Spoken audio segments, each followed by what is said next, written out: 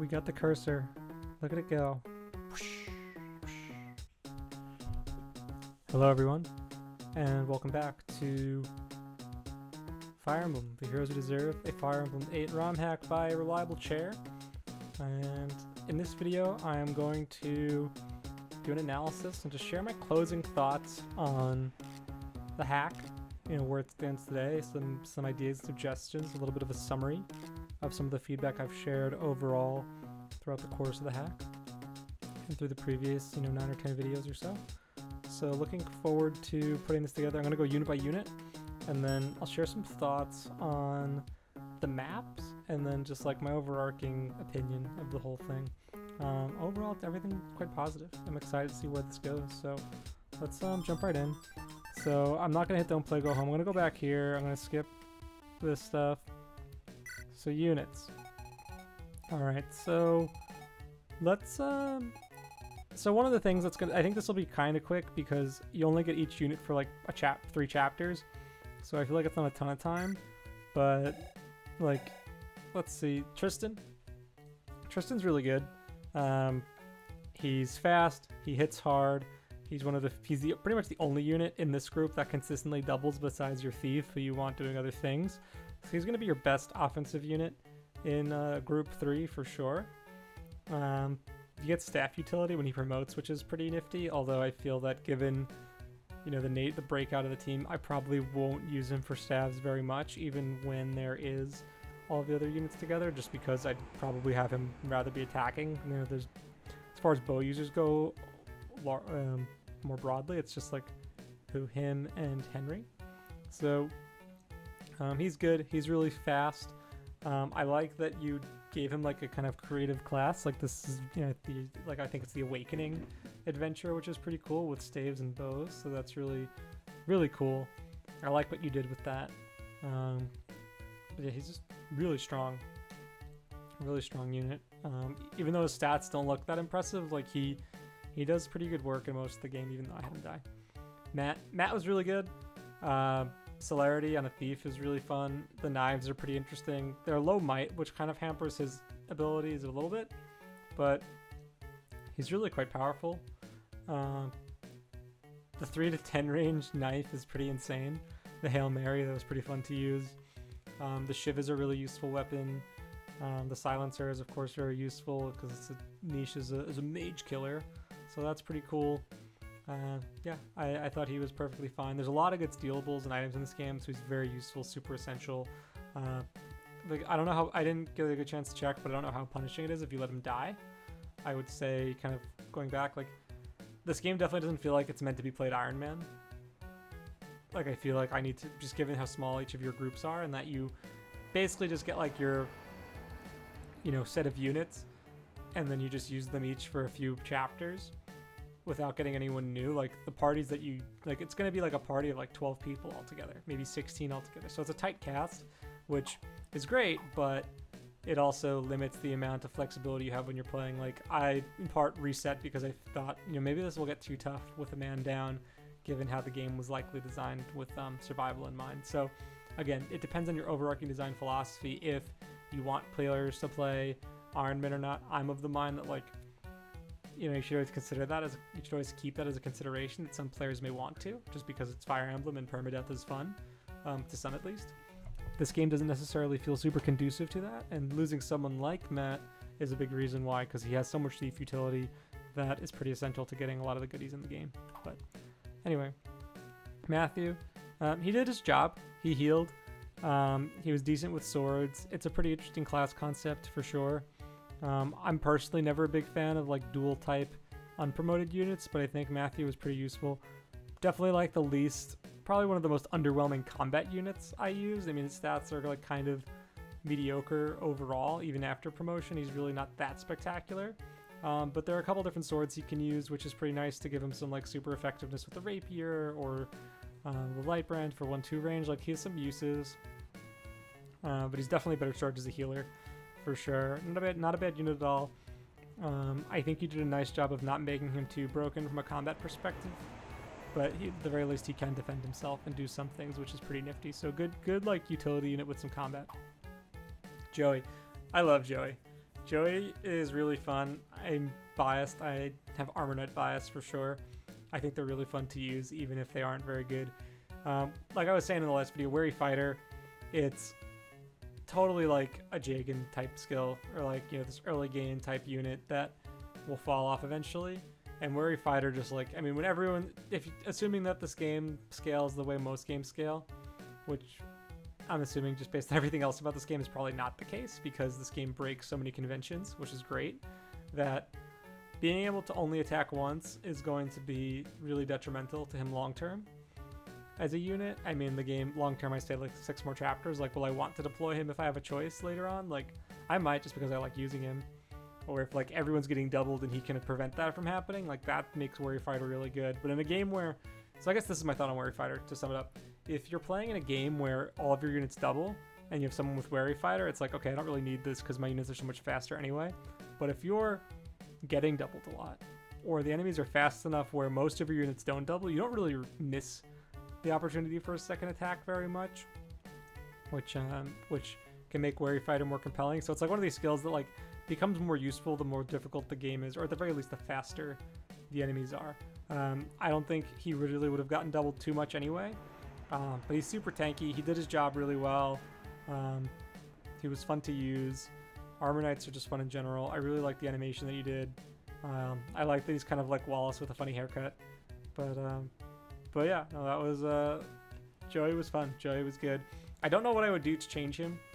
I mean, he was tanky enough for an Armor Knight to be useful and not like so over the top tanky that he was untouchable. Like, he definitely he was strong, but he wasn't overwhelming, like in any sense. So I think that's like a good way to balance like a strong Armor Knight unit that isn't overbearingly powerful and essential. Like, he wasn't going to be able to steamroll the entire map himself. Like, he's slow and he's weak to magic. He can't kill anything fast enough, but he can take his hits well. He can dish back.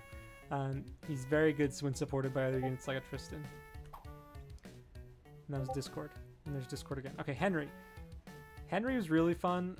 I think Henry was really useful in the chapters he was in, just having range attacks on those chapters in particular. I felt the Henry group chapters, group 2, were probably the most difficult overall. But not by much. I mean, chapter 5 kind of takes the cake in terms of difficulty, and I'll get more to that later.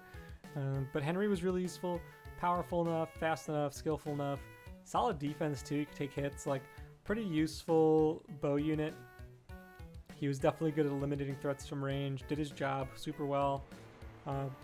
He was great in the last chapter too with the longbow, finishing off the boss from range with a nice crit. Yeah, he's really, really useful. Good set of skills on him as well, with the support to give I think it's charm for +2 attack. Really, really strong unit. Maybe too strong? I don't know. I mean, being locked to 2 range for, you know, the first half of the game, give or take, is pretty debilitating, but not so much. Like, he can still take hits, which is nice. I liked using him. Would recommend. Taylor started out really good, and I think I just had bad luck. Like, I feel like he didn't really proc very much strength. Like, his strength felt low. He was still pretty useful though. Like, I could put him on the front line, he could take hits. Like, I felt like he kind of reminded me of like a classic pre-promote that has like good stats, can do stuff, but also like if you're careless, like he will die. And I think Taylor is someone who you have to be a little ginger with, at least like this iteration that I have, or else like he would die or come close to it. So pretty versatile. I mean, Hero's a great class. Sword Merc is a fun class to use. Totally viable unit. Solid all around. I think I just got a little unlucky on the strength, but he was definitely valuable. I would say he definitely shined in chapters 2 and 5, where in chapter 2, you know, he's one of the few units you have to start, and then in chapter 5, he's able to tank the dogs on the left-hand side, you know, pretty well, and do some pretty decent damage back. So not a bad unit at all. Steve was like, what I liked about Steve is that he had flower utility, and he was the only unit that had flower utility. He was potent enough on offense, but not overwhelming. Like, he felt pretty well balanced. I think a lot of his hit rates were in the 70s or the 60s or the 80s. So like, he wasn't, you know, a sure thing. And you had to be careful with him. He was pretty prone to dying, as we saw a couple times, I think. He, I think, is a pretty balanced approach to a flying unit, which I can appreciate. No real complaints about Steve. I think he did everything he needed to do well, and wasn't one of these flyers that's like you want to send out into the world and do everything for you. He is weak enough that you need to be careful with him, but also strong enough to be useful beyond just like rescue dropping people. So I like that about Steve. And Wyvern, and it is a really good palette. Really good palette. Christy, the nerd. Christy was really useful. Having a magic user in group 2 was invaluable. She definitely did a lot of the heavy lifting when it came to damage. I didn't really use very many of her tomes. The magic missile, I love the artwork for it in Sacred Flame as well. The artwork was really, really good. The tomes were super interesting. I thought that they had like some pretty unique components to them to make them compelling to use, but I never really felt the need to. Fire was able to do the work for me most of the time. There were a couple instances where I wanted to use one tome or the other, but I think I did the bulk of the heavy lifting with the fire tome in the early game. And I don't know if that's just like how I play, where I tend to be more economical with my weapons and will try and go for like, what can I get this done with that's the lowest cost to me so that I can save my good stuff for later. I tend to think that way a lot when it comes to resource management in a game like Fire Emblem, but also just like there wasn't really a strong need. Like Fire was able to take out most of these guys without much issue. Just magic was very good in this hack. So Christy, by extension, was also very good, even though like you look at her stats and she doesn't stand out. She certainly was very useful, for sure.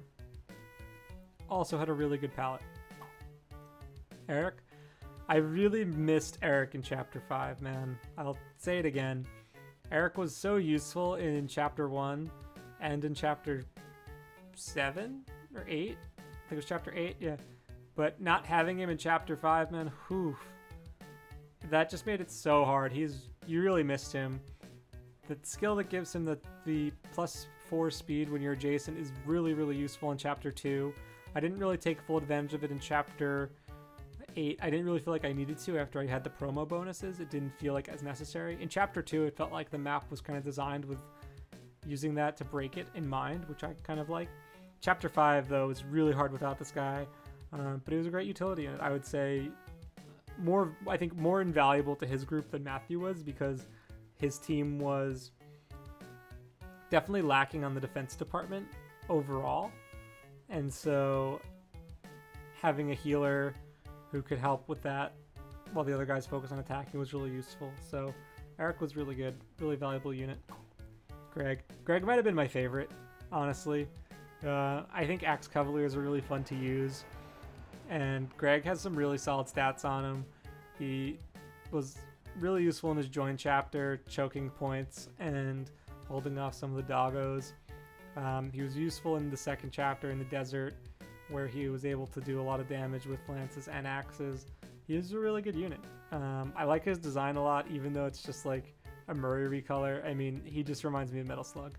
I just want to play Metal Slug when I look at Greg. But his stats are really good. I definitely favored him a little bit, but that's okay. I would continue using Greg. Mounted units in this game with Canto Plus are just super, super broken. I cannot stress that enough, is that mounted units are really, really strong in this hack. And I'm curious like how that'll play out later on, like what sort of disincentives you have to the player to not just like deploy all of their mounted units and just FE4 Canto Plus everywhere. But I really liked Greg. He was useful in the maps he was in, and would recommend using him again. Dominic. So Dominic is, in Chapter 1, he's essential. In Chapter 4, he's really useful. And in Chapter 7, he was also, pretty invaluable. He's just a good unit, like really solid. Berserkers it's a really solid class. I didn't even really miss that he didn't have the extra crit on him. But you need him to carry the first chapter, really. He puts in a lot of work. He's not, again, I think he's strong, but not, it's like Joey. He's very useful. He can do good things. You can trust him to get the job done, but he's not invincible. And I think that, it's good to have a couple units like that. I think you might have had too many units like that were just like super, super solid and good to use without a lot of drawbacks to them. Dominic kind of fit that bill, where he was useful, didn't really have any drawbacks, perfectly solid character, like his design a lot. The palettes were also pretty good. Chester, he's a bard, really useful in the first chapter. I didn't in the second chapter he's in with the school kid, because you're positioning things around a lot and shifting. Chester was, as useful as you could expect a bard to be. In the final chapter, I didn't really use him as much, in part because I had him like lag behind and everyone else with their high movement kind of got away from him. But he's a bard. He's useful. Nothing really much else to say there. Bianca healed, and she couldn't really do much else. She missed a lot of critical attacks earlier on. I didn't really have her do too much on offense after that first chapter, where she's really essential for doing some chip. She healed, and she has a horse, so she's not too bad. Pretty underwhelming overall, I think. Thinking through, like, what would my team composition look like moving forward, I would probably bench Bianca, even though mounted healer utility is really nice, and she does have, well, she has beast stave, so she just didn't really do it for me. I don't know. I feel like Eric is better, Matthew is better. They're more versatile, but I guess she's really more of a pure healer. So I guess it's really not so much that she's bad. It's just that her uses are different. Like, she's going to, one, she's the only healer you have that actually fights back with magic, which is kind of interesting. She has really good res. She has decent speed. She's mounted, so that has an advantage to it as well. So I like the sort of choices you made, because I'm kind of like going through why I didn't like her and actually why she's probably better than I'm giving her credit for now, as I kind of logic through how I feel. But I don't know, Bianca she was fine. I don't think you really need to do anything to her to make her better or more viable. Like, she's a healer. Like, she shouldn't be perfect. She should be good at healing, and she is. So that's all good with me. Jagger. Jagger was pretty underwhelming, honestly. Swordmasters, I think, really missed the crit because they rely on swords. Like, why would I use a unit like Jagger when I have a unit like Taylor, right? Who's going to hit just as hard. He isn't that much slower. I mean, my Taylor had more skill than Jagger. There are other units that want the swords that they want to use. Jagger would be first at the bench, for sure. Like, you could tell he's like built to be dominant on player phase and pick people apart, but you don't really need that in this game, especially not at short range with swords. There are so many other sword users that overshadow him. So I don't know if it's a question of like giving him crit to make him a little bit more viable. His stats really aren't too bad. Like, you look at his stats, like, he's perfectly useful, but he's just overshadowed for sure. Like, I could probably play through the game after, all the units joined together and use Jagger and be totally fine, but I would bet you almost any other unit would be a better use of a slot than he would be. And that's not a bad thing. It's good to be viable, but not the most useful, and I think Jagger kind of fits that. Josh. Okay, I think second to Greg. Actually, no, Josh was probably the best unit overall. I would put Greg. Greg was my favorite, but Josh was the best. Josh was really good, really great stats all around. His promo bonuses are sick by comparison to all of your other units, which helps him stand out even more. He has Canto Plus from the start. He comes in at a point where you don't really have a lot of combat units. You have Jagger, who's not that great, as I mentioned. Dominic, who's strong but not invincible, and he uses axes, which are dodgy at best. So Josh comes in, he uses 2 weapon types. There's a lot of good swords and lances in this game. He is good. Maybe too good, honestly. I mean, his stats are just... Look at those stats. Like, he has almost as much res as Bianca.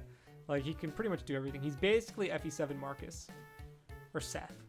No, maybe not Seth tier, but he's like... I would say like FE7 Marcus, maybe Titania tier, however the hell you say her name. But he's really good, man. Definitely the best unit, in my opinion.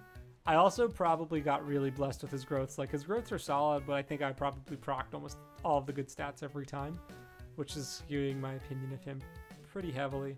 But he definitely did a lot of work. He was really invaluable. Maybe want to consider nerfing him, but he and Dominic really carry that first group on the offensive side for sure. Jagger, I think group 1 is difficult because Jagger's just not very good. And then Jenna. I like Jenna a lot. Jenna was really good out of the gate. She's useful. She's doubling stuff. I gave her a little bit of favoritism. I gave her that boost to con, which made a little bit of a difference, I think. I gave her, I think, a skill or speed boost. I don't remember which stat booster it was, but she's really useful. She has good skills. She seals, I think that's seal attack, if I'm not mistaken. Yeah, seal power. So she makes other units weak, which is really important if she doesn't kill them outright. So she's just incredibly useful. Dark magic, she has a monopoly on dark magic. So if you want, like, you get these really interesting tomes like Luna, Obliterate, like you get a Brave tome. That's basically her own personal weapon. No one's competing with her for that. She's really solid, really solid. She definitely helped make the game a lot easier. If I had to rank overall, Group 1, I would probably say Josh, and then like a tie for Dom and Jenna, I would say. Chester, Bianca, and then Jagger. And then Group 2, I mean, yeah, Chester's really good because he dances, but, you know, I don't necessarily put as much weight on dancing. The maps are kind of small anyway, so he doesn't, I don't know how many turns he saves you if you're trying to play like that. I mean, he's useful, right? I mean, you could argue, yeah, he's the best unit because he dances everyone else, but from like a combat perspective, it was definitely Josh. Anyway, Group 2, like, yeah, harder to say in Group 2. Everyone kind of pulled their weight in different ways. I think Henry, Christy, and Greg, I think, stood out to me the most. Taylor was right there. I mean, Steve was probably the worst combat unit next to Eric, but whatever, that's fine. And then Group 3, Tristan was definitely the best defensively. Joey the best defensively. Matt was really useful. Matthew, less so, but he heals, so it's fine. So, pretty good mix of characters. Like, I would say that overall, none of the units in particular felt particularly bad to use. Like, everyone has a purpose, everyone is useful. And part of that's because, like, look at the map. Like, you're using 4 units at a time, 5 units at a time. Like, everyone's going to play a role. And there's no one who felt like a liability at any single point in time. Maybe a little Bianca felt like a liability a little bit in Chapter 1 because of the way it's laid out. But other than that, like, everyone definitely had, like, a role to play every map, which is great. I feel like I have a pretty good sense of all these units. I think I know, like, how I would continue moving forward, which is the point, I think. And I like that the game forces you to use all these different units, because if this was traditional and you're just like, all right, pick your 12 units, like, okay, these are the only guys who will ever see the light of day, right? And then these other guys, like, never even get touched. Like, at least now I can say for sure, like, okay, Jagger wasn't that good, I'll just bench him, but I can use him and it's not a big deal. So yeah, so that's my thoughts there. What else can I say about the sack? Yeah, I mean, just look at the items, man. Like, the level of detail, like, the jokes. Like, Bud Light, really good, really funny. You put a lot of work into making, like, some funny-looking items, a lot of icons, like, a lot of art. Like, the jokey stuff I'll have fine, but, like, the Sacred Flame tome looks legitimately good. The Magic Missile tome is really good. You just do a lot of interesting stuff on the art side. The presentation, right? The presentation is just really top-notch, and so I definitely want to give you major kudos for the presentation of the hack. All the art is great. The maps all look spectacular. But the presentation of this hack is probably, I think, the strongest element of the hack right now, and the best thing you have going for it right now is just how good it looks. And the amount of effort you put into the events, like, it is a pleasure to look at. So that's that. My thoughts on presentation. What can I say about the maps? So I think a lot of my feedback about the maps was pretty similar. There were 3 things. One was difficulty. I definitely felt uneven at times. Chapter 1 was, I would say Chapter 5 was probably the hardest, and then Chapter 1 was probably the second most difficult for me. The rest all were, you know, varying degrees of, you know, in my opinion, kind of easy. None of them, like, made me think too hard. Like, I made mistakes, but a lot of it was, like, me learning how the map worked versus actual difficulty and unwrapping it. So I don't know. I guess it depends on how you define difficulty.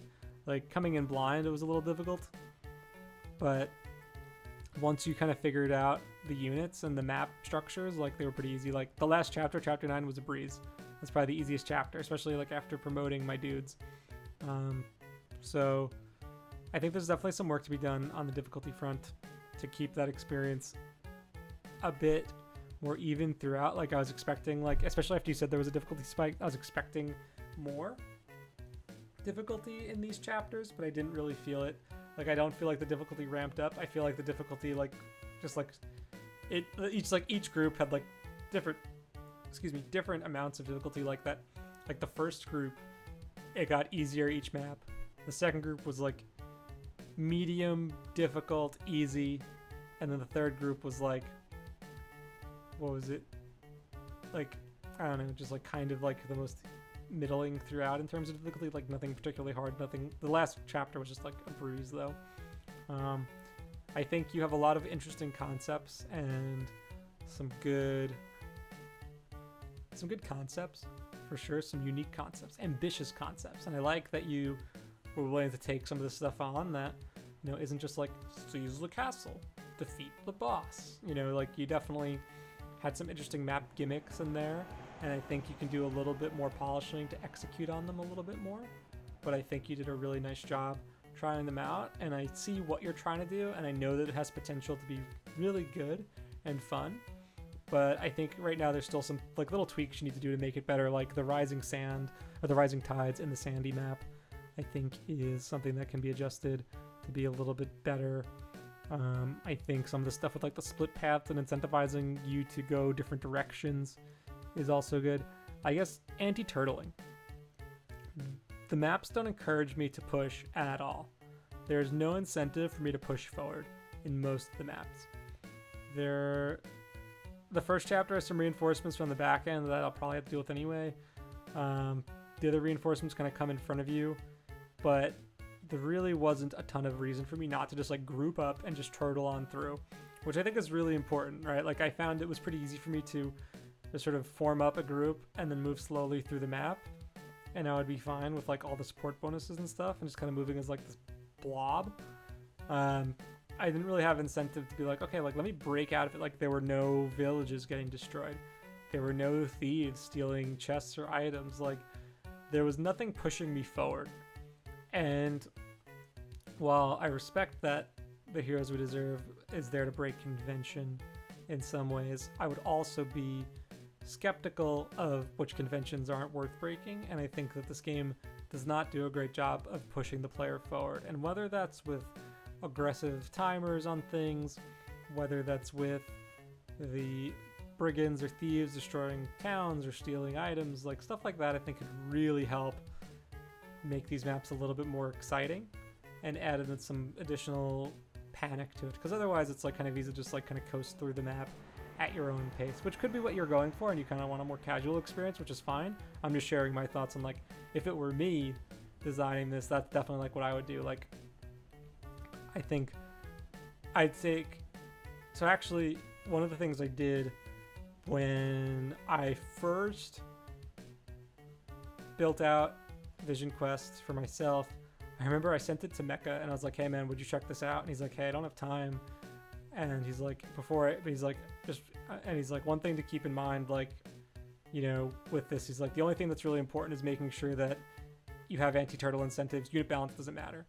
And I took that feedback really seriously, because I think he has pretty good opinions on stuff and he plays like I like to play. So it's a little bit different than this for sure, but I would just, again, remember that like it adds to the difficulty.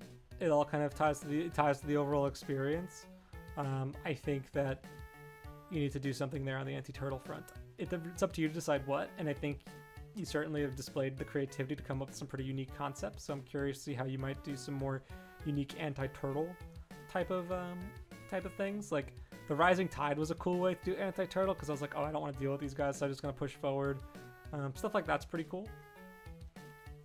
So again, some really nice groundwork here overall. What was my favorite map? Let's see. Chapter 5 was the most difficult. I'll say it again. Chapter 2, I liked quite a lot. It was simple. It was straightforward, but it was like pretty well executed. I thought it was a good intro map for those characters. Like I thought it would have made a great chapter 1. Like I think if you had swapped Chester's chapter with the Henry chapter, did that one too, I think that would make for an easier onboarding experience into the game. Chapter 2 is pretty good. Let's see. The boat map stood out to me because I like boat maps, but it still needs some work. The desert chapter, really cool conceptually. Execution still needs some work. What else? What else What other chapters were there that really stood out? Oh, I like the Fog of War map, the intro map with Joe and Tristan. That was really cool. I like Fog of War. It was really well placed. It was well executed. Kirby is scary, but not impossible. The Wyvern with lunge is annoying, even though Tristan can dispatch me easily. Like, playing that blind was really fun. And so I liked that one. The Sigurd chapter I thought was a little easy. Chapter 9 was definitely the easiest, I think, at that point. Protecting the kid. Protecting the kid was really, really fun. The way that the enemies pressured you from these different angles, and that the kid was in danger pretty much immediately. Like, turn 2, that kid is toast. So I had to go pick up the kid and drop her off at places so I wouldn't be weighed down.